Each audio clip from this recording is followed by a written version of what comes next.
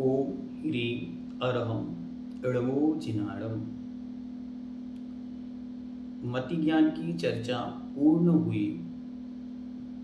अब पूज्यवर शुद्ध ज्ञान की चर्चा प्रारंभ करते हैं, जो गाथा नंबर 315 से प्रारंभ होगी और क्रमशः 364 तक चलेगी। आइए देखते हैं। क्रम प्राप्त शुद्ध ज्ञान का विशेष वर्णन करने से पहले उसका सामान्य लक्षण कहते हैं। शुद्ध का सामान्य लक्षण क्या है? गाथा नंबर 315। अत्थादो अत्थंतर मोवलंभन्तं भणन्ति सुदृणाणम् आविणिवोः ये पुब्बं नियमेन य शब्दजं पमुहम्। अत्थादो अत्थंतर मोवलंभन्तं भणन्ति सुदृढानम् आविणिवो हि पुब्बं नियमेन शब्दजं पमुहम्। अत्थादो अर्थात अर्थ से, अर्थांतरम अवलंबनतम अर्थ से अर्थांतर मतलब एक विषय से दूसरे विषय को जो अवलंबनतम उपलब्ध कराता है। भणंती कहते हैं सुदृणाणम शुद्ध ज्ञान, श्रुत ज्ञान। ये कैसे होता है? तो कहते हैं आविनिवोह्य पुब्बम, ये आविनिवोध पूर्वक होता है, मतलब श्रुतम मति पूर्वम। ये सूत्र यहाँ याद रखना। और नियमेन इह शब्दजम पमोहम, और यह नियम से यह कैसा होता है? शब्दजम, शब्द से उत्पन्न होना ही इसका प्रमुख लक्षण है। अर्थात शब्दजन शुद्ध ज्ञान ही प्रमुख है। मुख्यता क्या है? शब्दजम। मति ज्ञान में शब्दजम जरूरी नहीं। कान से कोई सुने वो शब्द समझे जरूरी नहीं। नाक से सूंघा क्या है उसको कोई शब्द जम नहीं था, वहां स्पर्शन से टच किया कोई शब्द जम हो जरूरी नहीं। लेकिन श्रुत ज्ञान शब्द जम पमोहम, शब्द ज्ञान प्रमुख है, ऐसा जानना। मति ज्ञान के विषयभूत पदार्थ से भिन्न पदार्थ के ज्ञान को शुद्ध ज्ञान कहते हैं। अर्थादो अर्थांतरम अवलंबनतम, तो शुद्ध ज्ञान रूपी जो अर्थ, मति ज्ञान रूपी जो अर्थ था उससे भिन्न जो जानना है उसका नाम शुद्ध ज्ञान है। अथवा मति ज्ञान के द्वारा जाने गए विषय में विशेष जानने का नाम शुद्ध ज्ञान है। यह ज्ञान नियम से मति ज्ञान पूर्वक होता है। नियम बन गया मति श्रुतम पूर्वम। अविनिवोह्य पुब्बम नियमेन, नियम से अविनिबोध पूर्वक होता है। इसके लिए पूज्यवर ने खूब विशेषताएं आपको सर्वार्थ सिद्धिकार ने बतलाई हैं कि किस प्रकार से बिना मति ज्ञान के भी शुद्ध ज्ञान उत्पन्न होता है, लेकिन कहीं ना कहीं उसमें पूर्व का मति ज्ञान कारण होता है।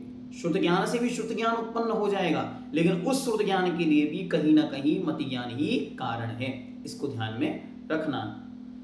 इस शुद्ध ज्ञान के अक्षरात्मक अनअक्षरात्मक इस तरह अथवा शब्दज और लिंगजन्य, शब्दजन्य और लिंगजन्य इस तरह से दो भेद हैं, किंतु उनमें से शब्दजन्य श्रुत ज्ञान मुख्य है।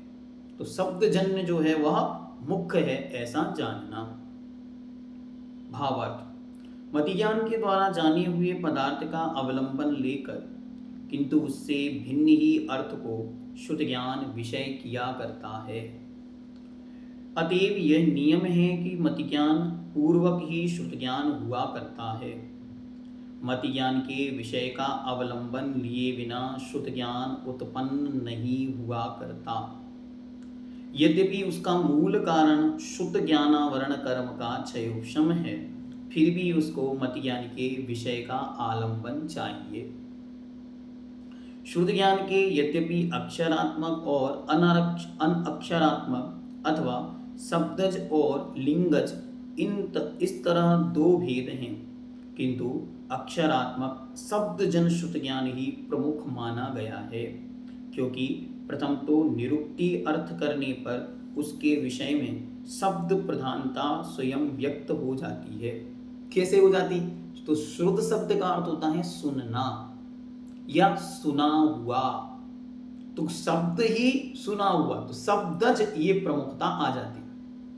देखो कितना डीपली ले जा रहे हैं आपको कि शब्द श्रुत ज्ञान शब्द ही कह रहा है। श्रुत मतलब सुना हुआ अथवा सुनना, तो जो सुनना है वो किसका प्रमुखता से होता है? शब्द की प्रमुखता से होता है, इसलिए वह वहां पर शब्द ही प्रमुख है, ऐसा जानना। क्योंकि प्रथम तो निरुक्ति अर्थ करने पर उसके विषय में शब्द प्रधानता स्वयं व्यक्त हो जाती है। दूसरी बात यह है कि नामोच्चारण, लेन देन आदि समस्त लोक व्यवहार में तथा उपदेश, शास्त्र अध्ययन, ध्यान आदि की अपेक्षा मोक्ष मार्ग में भी शब्द और तज्जन्य बोध श्रुत ज्ञान की ही मुख्यता है। जितना कुछ है वो सब कुछ श्रुत, जो भी है, आगम है, ग्रंथ है, धर्म है, ध्यान है, सब कुछ श्रुत के माध्यम से ही होता है, इसलिए वह श्रुत ज्ञान की प्रधानता है। अनअक्षरात्मक श्रुत ज्ञान एक इंद्रिय से लेकर पंच इंद्रिय तक सभी जीव के पाया जाता है, किंतु वह लोक व्यवहार और मोक्ष मार्ग में भी इस तरह उपयोगी ना होने के कारण मुख्य नहीं है। यद्यपि होता सबके है, लेकिन वह उपयोगी नहीं है, क्योंकि वह समझ से परे होता है। लोक व्यवहार में उसका कोई रोल नहीं होता और मोक्ष मार्ग में भी उसकी कोई साधन नहीं। पक्षी बोल रहे हैं, कबूतर काँव काँव कर रहे हैं, चींटियां अपने रूप में संवाद कर रही हैं, लेकिन उसका हमारे लिए कोई लाभ नहीं। शुद्ध ज्ञानी है वे सब, वे अपने अपने दो इंद्रियों के बाद वचनबल हो जाने से सब दो इंद्रिय से लेकर ऊपर के सब जीव अपने अपने हिसाब से अपनी बात को रखते हैं। वो सब अनअक्षरात्मक श्रुत ज्ञान है, लेकिन वह मोक्ष मार्ग में किसी भी रूप में कार्यकारी नहीं है। ठीक हुआ? आगे, परंतु यह लोक व्यवहार और मोक्ष मार्ग में भी उस तरह उपयोगी ना होने के कारण मुख्य नहीं है। फिर भी यहाँ आचार्य ने उसके स्वरूप का परिज्ञान कराया है। शुद्ध ज्ञान के इन्हीं अक्षरात्मक और अनक्षरात्मक भेदों के स्वरूप को दृष्टि में रखकर उनका भिन्न भिन्न प्रमाण बतलाते हैं कि वह कितने प्रमाण हैं। इसको आचार्य आगे की गाथा में बतलाते हैं। देखते हैं गाथा नंबर 316।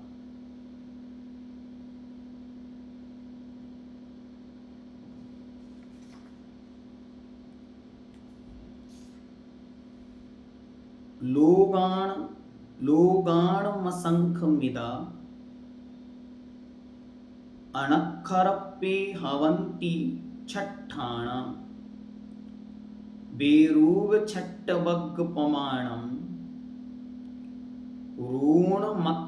ऋणमक्षरगम्। लोगाणमसंख्यमिदा अणक्षरप्ये हवन्ति छट्ठाणा बेरूवछट्टवग्गपमाणं ऋणमक्षरगम्।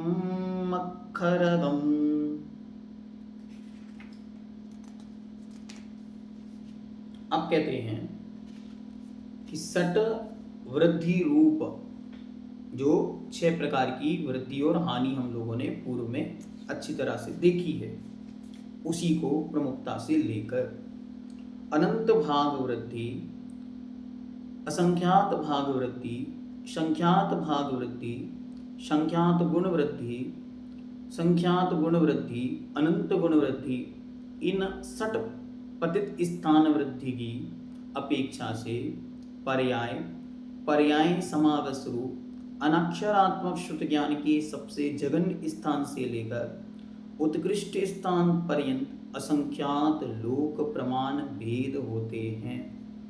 मतलब सबसे छोटे श्रुत ज्ञान से शुरू करें और असंख्यात भाग वृद्धि संख्यात असंख्यात और अनंत भाग वृद्धि करते करते चले जाएं तो असंख्यात लोक प्रमाण, असंख्यात लोक प्रमाण से जब भी शब्द सुने तो सुनो 343 घनराजु प्रमाण एक लोक है, ऐसे असंख्यात लोक प्रमाण तक आप भेद करते जाएं, इतने श्रुत ज्ञान के भेद हैं। दो रूप वर्ग धारा में छठे वर्ग का जितना प्रमाण है, इकट्ठी उसमें एक कम करने से जितना प्रमाण बाकी रहे उतना ही अक्षरात्मक श्रुत ज्ञान का प्रमाण है। जो द्वरूप वर्ग धारा है उसके छठे वर्ग का जितना प्रमाण निकलेगा उस प्रमाण में इकट्ठी अर्थात एक को कम कर देने पर जितना प्रमाण आएगा वो अक्षर श्रुत का उतना प्रमाण है। अभी ये पर्याय ज्ञान, पर्याय समास ज्ञान, ये सब आचार्य क्रम से इसी विषय को सब समझाएंगे आगे, ठीक है। इसलिए देख के घबराओ नहीं कि ये क्या बोल दिया।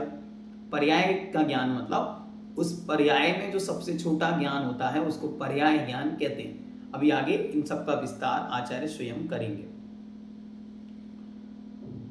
अक्षरात्मक अनाक्षरात्मक श्रुत के असंख्यात भेद हैं। अपुनरुक्त अक्षरात्मक श्रुत ज्ञान के संख्यात भेद हैं और पुनरुक्त अक्षरात्मक का प्रमाण इससे कुछ अधिक है। अब आगे बताते हैं। दूसरी तरह से श्रुत ज्ञान के भेद दो गाथाओं में गिनाते हैं। अब यहाँ जो मुख्य विषय है वो यहाँ से शुरू होता है। अब इसी को आचार्य आगे पूरा विस्तार देंगे। जो श्रुत ज्ञान के पर्यायादिक भेद हैं उन भेदों को ही यहाँ विस्तार प्रदान करेंगे, ठीक है। चलिए तो पहले देखते हैं 20 भेद कौन से हैं। जैनम जयतु शासनम।